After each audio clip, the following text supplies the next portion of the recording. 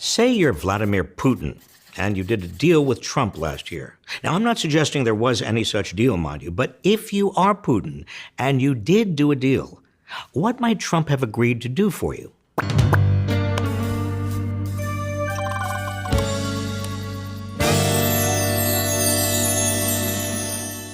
Number one, repudiate NATO. NATO is the biggest thorn in your side, the alliance that both humiliates you and stymies your ambitions. Trump seemed intent to deliver on this during his recent European trip by bullying members about payments and seemingly not reaffirming Article 5 of the pact, which states that any attack on one NATO ally is an attack on all. Number two, antagonize Europe, especially Angela Merkel. She's the strongest leader in the West, other than Trump, and you'd love to drive a wedge between the United States and Germany. Your larger goal is for Europe to no longer depend on the United States, so you can increase your influence in Europe. Trump has almost delivered on this too. Merkel is already saying Europe can no longer depend on America. Number three, take the United States out of the Paris Accord on the environment.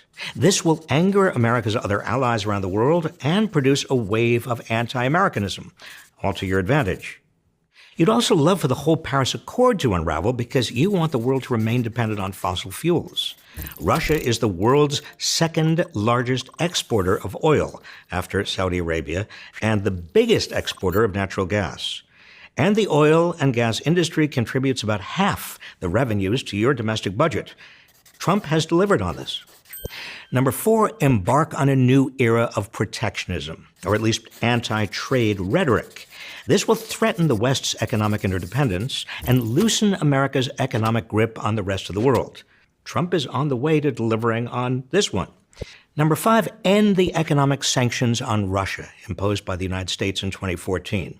Oil production on land is falling, so you want to tap the vast petroleum and gas reserves offshore in the Arctic. In 2011, you and ExxonMobil's Rex Tillerson signed a $500 billion deal to do this.